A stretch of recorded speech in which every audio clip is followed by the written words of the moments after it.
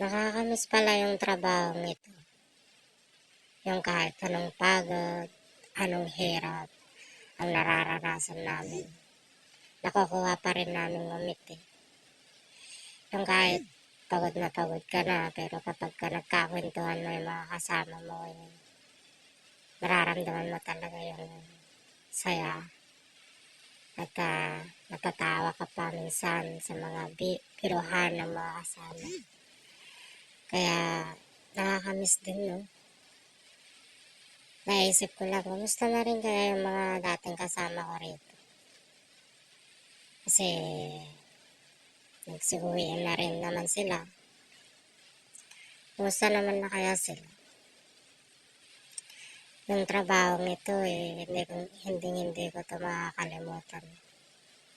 Dahil dito ko natutunan yung magtiis, magtiyaga, at makisama at makipagkaibigan. Dito mo kasi matutunan yung pakikisama at pakikipagkaibigan. Yung totoong pakikisama at pakikipagkaibigan. Kasi sa almost 1 year ka na nasa dagat, kayo-kayo lang din naman yung magkakasama, nagkikita. Kumbaga, nasa isang bahay kayo na sa buong isang taon, kayo-kayo lang yung nagkikita at nagkakasama. Kaya parang nagtuturingan na rin kayong magkakapatid. Kaya nakakamiss yung mga kaibigan kong ito. Gusto na kaya sila. Pero masaya ako kasi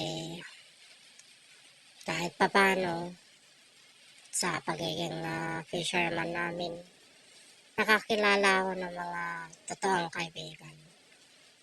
Yung ituturing ka talagang kapatid. Yung kapag may sakit ka, andyan sila na concern sa'yo.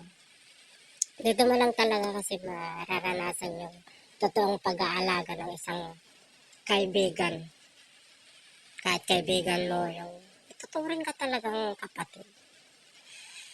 Kaya nakakamiss tong trabaho nito. Kailan kaya ulit ako makakasampa ng barko? Sana maging okay na ako para makasampa ulit. At wala lang.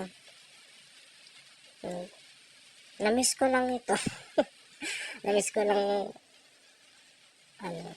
yung mga kasama ko. Namiss ko lang yung trabaho ito.